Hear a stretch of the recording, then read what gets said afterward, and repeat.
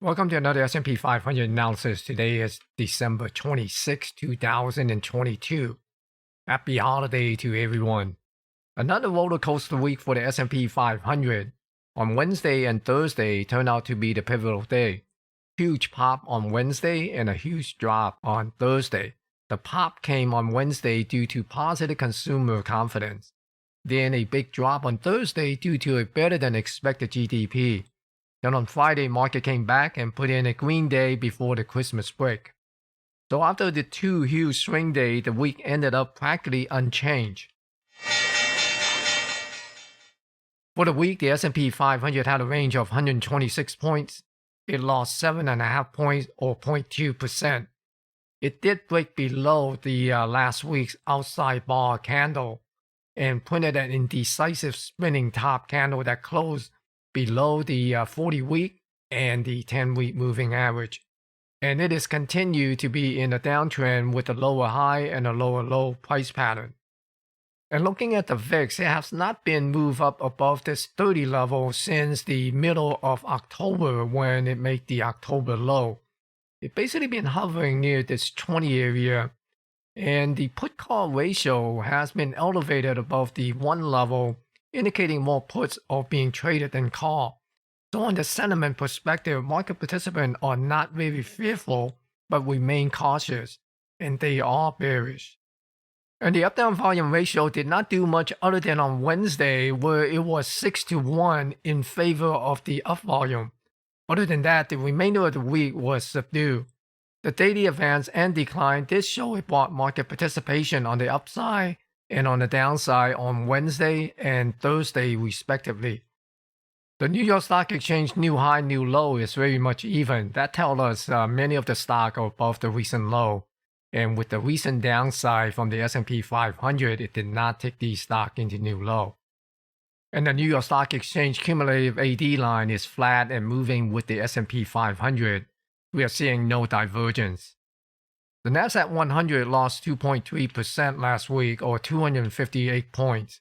The up-down volume ratio is pretty much neutral, and there was broad market participation on the upside and on the downside as shown from the daily advance decline.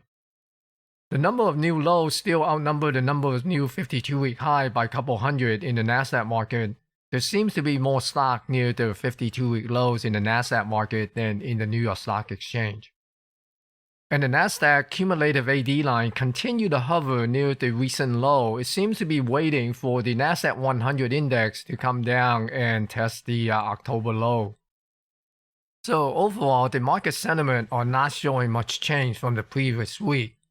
So let's go and take a look at the price action and see what the S&P 500 might do in the coming week. On this daily chart of the S&P 500, we see last week the S&P 500 came down and tagged the lower range of the weekly expected move. On Thursday, sell-off and then bounces back into this gap zone here. And it closed on Friday inside of this gap zone. So from this chart here, we're clearly seeing the trend is down. And for the coming week, the upper range of the expected move is between 39.25 and 39.10. And the lower range is between 37.79 and 37.55. So for the coming week, the upside scenario is watch the price to see would it be able to move back up to this 39.06 and into this upper range of the expected move. If it could stay above this upper range, then look for a move to come up to this 39.65 and fill this small gap. And on the downside scenario for the S&P 500 is to move down into this lower range here and see would it be able to hold this. If it doesn't, then we could see it move down toward this pivot low here at 36.98. Although seasonality tends to favor a upward move this time of the year, but do not rely on it as it is only a probability and not a certainty. A lot of these historical stats do not convey the context behind the seasonality performance. It's just like the stat for the S&P 500. On average, it goes up 8% a year. But this stat doesn't tell you there are years that go down more than 20%, and there are years that go up more than 20%. So just view these stats as purely interesting. and I would not base my trading decision solely on these stats. The Nasdaq 100 completely filled the November gap last week after the tagging the lower range of the expected move. It closed above that lower range of the expected move. And for the coming week, the upper range of the expected move is between 11,280 to 11,243, and the lower range of the expected moves is between 10,780 and 10,650. Now, if the large cap stock continue to show weakness, we could see the Nasdaq 100 move down to the lower range of the expected move and toward the October low here near the 10,435.97. If the Nasdaq 100 does get a bounce, then look to see would it be able to get above this zone here, this gap zone above 11,037. If it could, then look for the price to come up to this upper range of the expected move, and most likely this upper range will act as a potential resistance. The Russell 2000 was unable to stay above this 1786 level. In the coming week, it's important for the Russell 2000 to hold this 1700 level, and if it dips below it, then the October low down here at the 1641 could be in play. And if price could move back above this 1786 level, then look for this gap, this small gap here, to get filled near 1807. And for the Dow Jones Transportation, we see the Dow Jones Transportation is trying to stay above this 13,453 zone. And right now, it just closed right above it. So if it could come back up and reclaim this trend line, then we could watch the Dow Jones Transportation to see would it be able to come back up to this upper zone here at 14,133. If it is unable to hold this 13,453 zone, then we'll be watching for it to come back down toward this 12,433.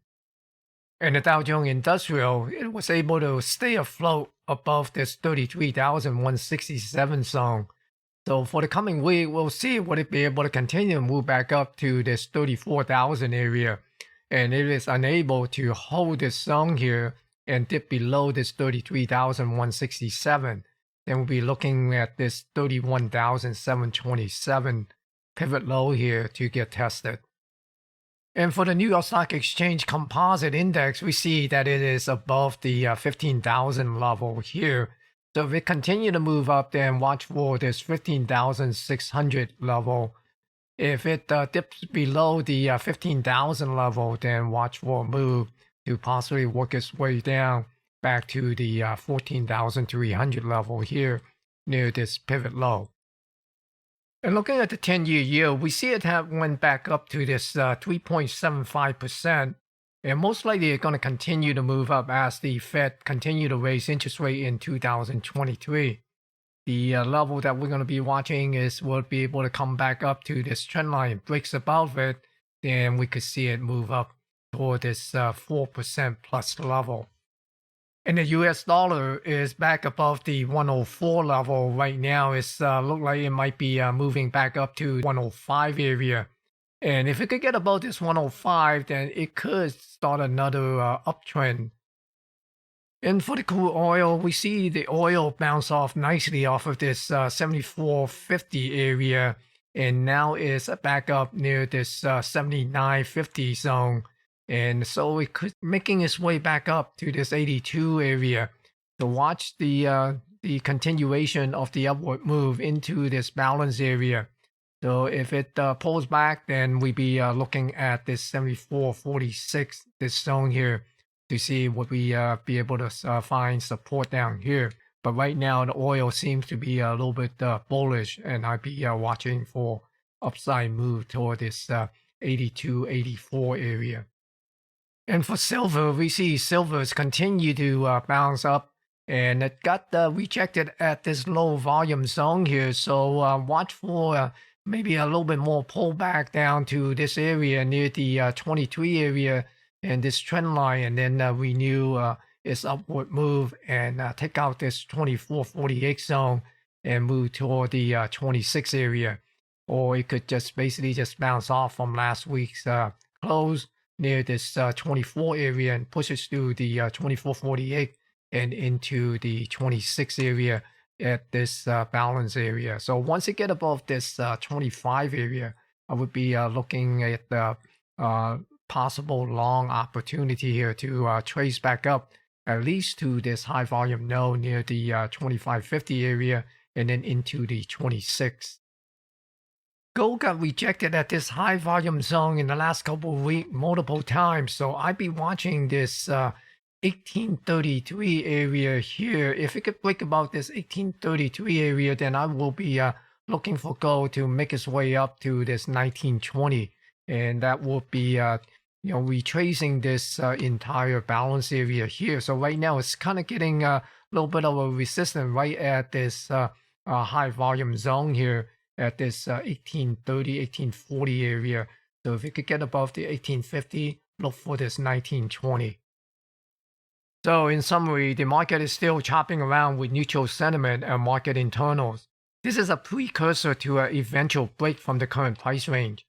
With current macro of higher rate for longer time, more layoffs still to come, and the impending forward guidance revision from company and analysts, I would be on the more cautious side and prepare for more potential downside for the S&P 500 and the market.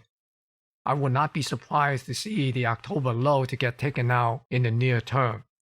Just a reminder, I post additional analysis on my Substack page. You can view those content at smtraderCA.substack.com.